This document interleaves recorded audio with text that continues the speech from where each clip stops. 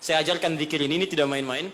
Kalau ada yang divonis penyakit, entah Anda, kerabat Anda, keluarga Anda, sepupu dan sebagainya, dan dokter mengatakan mustahil sembuh, maka bacakan zikir ini. Allah sudah berjanji di ayat 84-nya, siapa yang mengamalkan zikir ini, saya akan sembuhkan penyakitnya, walaupun ia menderita penyakit seperti Ayyub alaihissalam, yang tidak pernah dialami orang sebelumnya, atau dirasakan orang setelahnya. Karena kadang-kadang ada keluhan ketika sakit. Ya Allah, kenapa saya begini? Ya Allah, kapan sembuhnya? Bacakan.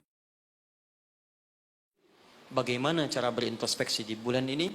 Maka diturunkanlah oleh Nabi cara-cara berintrospeksi dengan 3 pendekatan utama. Ada 3 lafadznya, ini saya ajarkan yang paling ringan saja. Kalau terkait dengan dosa-dosa keseharian, maka lakukan zikir Nabi Adam. Quran surah ke-7 ayat 23. Saya yakin kita hafal. Rabbana zalamna anfusana wa illam taghfir lana wa tarhamna lanakunanna minal khasirin. Bacakan itu minimal setelah selesai kita salat. Astaghfirullah, astaghfirullah, astaghfirullah. Allahumma antas salam, minkas salam, tabarakta ya dzal jalali wal ikram. Perbanyak zikir tadi. Rabbana zalamna anfusana wa illam taghfir lana wa tarhamna lanakunanna minal khasirin. Tapi mohon sekali, ketika Anda bacakan zikir ini, jangan sekadar diucapkan di lisan. Bayangkan Anda punya persoalan apa dalam kehidupan. Jadi ketika Anda bacakan, mata Anda zalim, rasakan kezaliman itu. Ketika dengan orang tua tak bagus, bayangkan perbuatan buruk yang sedang Anda kerjakan. Begitu Anda bacakan, air mata Anda menetes, seketika ampunan Allah akan diturunkan kepada kita. Dan gugur perbuatan buruk yang pernah kita lakukan. 2, ini cepat, ada dosa yang terkait dengan aktivitas pekerjaan yang sedang kita lakukan. Kenal Nabi Yunus? Bagus. Nabi Yunus itu kan berdakwah, bekerja, beraktivitas. Cuma sayang dalam pekerjaan itu, tantangannya begitu tinggi. Nanti ada, lain kali kalau ngaji, kesini lagi, jangan ngambil yang jauh-jauh ya. Yang Anda butuhkan aja. Ya, ini kan teman-teman ada di dunia pekerjaan. Kenapa Anda nggak mengeluarkan fikih bisnis dalam Al-Quran? Manajemen misalnya bisnis dalam Al-Quran. Tentang pekerjaan, itu aja yang dibahas. Itu lebih terasa nanti, apa yang kita butuhkan, itu yang kita dapatkan. Ada di Quran cara misalnya memudahkan kita mendapatkan kemudahan dalam pekerjaan, tantangannya apa saja, ini yang terjadi kalau Anda bisnis begini, ini yang mungkin terjadi pada orang, penyakit ini yang muncul dari ria untuk diri yang meraih kesuksesan, dari yang iri hati, yang dengki, mengobatinya bagaimana, ada semua. Nah, Nabi Yunus salah satu tipikal yang dicontohkan oleh Allah, sedang beraktivitas, bekerja, dapat tantangan tidak biasa. Ingat ini ya, kalau tantangannya begitu tinggi, maka lawannya sepadan. Di balik itu Allah ingin menganugerahkan anugerah yang tidak biasa.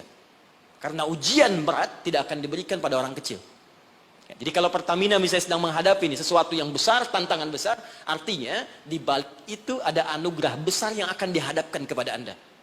Karena itu ingat baik-baik. Dalam konteks ini Al-Quran mengatakan hanya orang-orang besar yang bisa melewati itu. Kadang-kadang di situ akan kelihatan orang yang cuma malas numpang kerja saja akan terlihat. Orang yang butuh tantangan dia akan dihadapkan pada kesuksesan. Secara singkat, dakwah diusir, masuk ke kapal, sampai dilemparkan ke lautan. Ya, jadi dakwahnya diisengi, diusili, sampai yang terakhir puncaknya, dilempar ke lautan, masuk dalam perut ikan paus. Saya mau tanya sebentar, kalau masuk perut ikan paus, kira-kira pengap atau tidak? Sudah pernah masuk? Pengap, gelap, sulit kan? Baik ya? Nah, gambarannya nonton film Pinocchio, kelihatan kan? Nah, sekarang lihat baik-baik. Ketika Nabi Yunus alaihissalam ada dalam perut ikan paus itu, sempat terlintas dengan sifat kemanusiaannya. Kapan saya bisa keluar dari persoalan ini? Kapan Allah tolong saya? Itu fitrah kemanusiaannya. Tapi fitrah kenabiannya, karena beliau maksum, diluruskan oleh Allah. Jangan mengeluh. Ini jalan menuju kesuksesan. Bagian dari kebaikan yang mungkin kamu akan dapatkan. Lakukan zikir ini, begitu diucapkan zikirnya, dikeluarkanlah dari kesulitan itu. Saya mau tanya sebentar. Tadi masuknya ke perut ikan apa? Ikan paus. Tapi ketika dikeluarkan, bahasa Qurannya, bukan saya keluarkan dari perut ikan paus, tapi Allah katakan dengan kalimat yang sangat indah.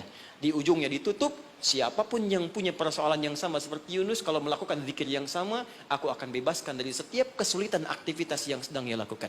Buka Quran surah ke-21, ayat 87-88. Wa dhannuni idh dhahaba mughadiba fadhanna an lan naqdira alaihi fanada fi dhulumati alla ilaha illa anta subhanaka inni kuntu minadh zalimin fastajabna lahu fanajjaynahu minal gham.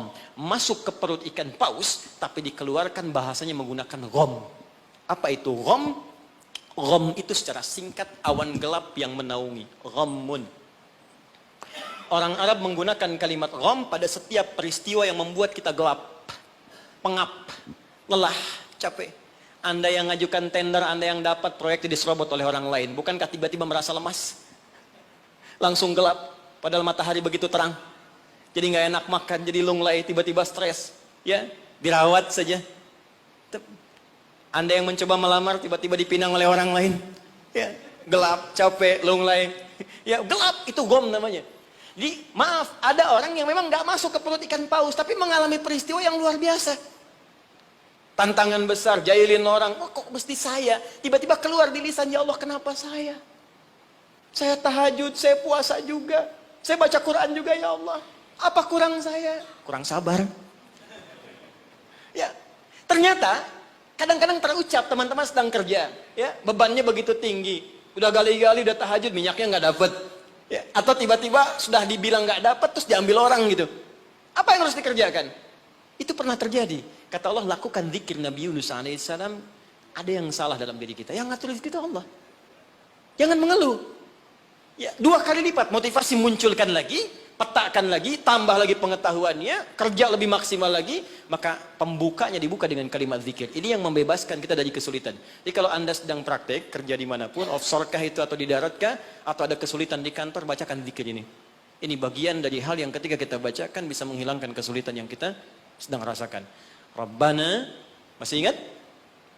Wa nada fi dhulumati alla ilaha illa anta subhanaka inni kuntu minal zalimin. La ilaha illa anta subhanaka inni kuntu minal zalimin. Rutinkan zikir itu, terutama kalau mendapatkan kesulitan dalam pekerjaan-pekerjaan atau beraktivitas. Yang terakhir saya tutup, sekarang sedang banyak penyakit menyebar di mana-mana, sampai orang yang sakit biasa pun dicurigai, batuk di kereta tiba-tiba digulung, batuk di pesawat dikeluarin, padahal cuma batuk aja gitu kan. Ya, ada juga yang kemudian kena ini, kena itu dan sebagainya. Kita mesti kuat. Ya, karena kepanikan itu juga bagian dari kelemahan yang mungkin bisa menambah penyebaran virus atau apapun dengan cepat. Maka Allah mengajarkan zikir lewat Nabi Ayyub alaihissalam. Kalau kita bisa kerjakan ini, maka Allah akan berikan kekuatan lebih dibanding yang lain-lainnya. Zikirnya ditemukan di Quran surah ke-21 ayat 83 sampai dengan 84. Wa ayyuba idznada rabbahu anni massaniyadurru wa anta arhamur rahimin. Saya ajarkan zikir ini tidak main-main. Kalau ada yang divonis penyakit, entah Anda, kerabat Anda, keluarga Anda, sepupu dan sebagainya, dan dokter mengatakan mustahil sembuh, maka bacakan zikir ini. Allah sudah berjanji di ayat 84-nya, siapa yang mengamalkan zikir ini, saya akan sembuhkan penyakitnya, walaupun ia menderita penyakit seperti Ayyub alaihissalam yang tidak pernah dialami orang sebelumnya atau dirasakan orang setelahnya. Karena kadang-kadang ada keluhan ketika sakit. Ya Allah, kenapa saya begini? Ya Allah, kapan sembuhnya? Bacakan zikirnya, anni massaniyadurru wa anta arhamur rahimin. Saya tutup. Rajab, keutamaan yang pertama akan mempercepat anugerah Allah untuk mengampuni dosa-dosa yang pernah berjalan selama hidup kita. Maka isi bulan ini dengan istighfar. Istighfar, istighfar, istighfar yang baik, koreksi diri kita. Sehingga saat masuk bulan Ramadan, kita sudah dalam keadaan yang optimal untuk bisa mendapatkan semua kenikmatannya. Maka mohon izin, maaf, pulang dari sini, coba cek dulu Pak ya. Ibu di rumah dengan anak-anak mungkin ada masalah, selesaikan. Dengan pasangan hidup, di kantor, jangan sampai itu yang memberatkan Anda ketika pulang kepada Allah Subhanahu wa taala. Ini bagian pesan yang pertama. Yang kedua, tingkatkan amal saleh.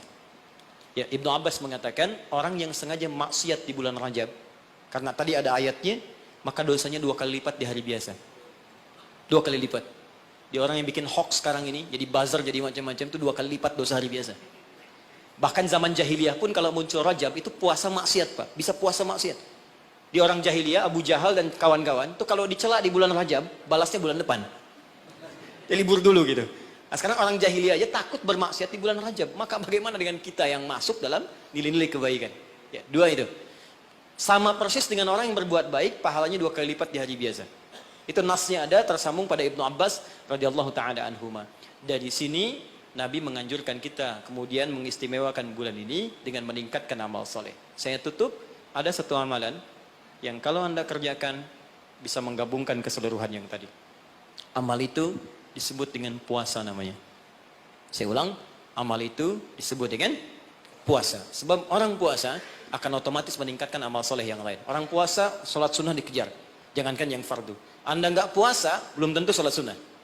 Tapi kalau sedang puasa, jangankan fardu. Ketinggalan sunnah Anda bisa gelisah. Lihat Ramadan.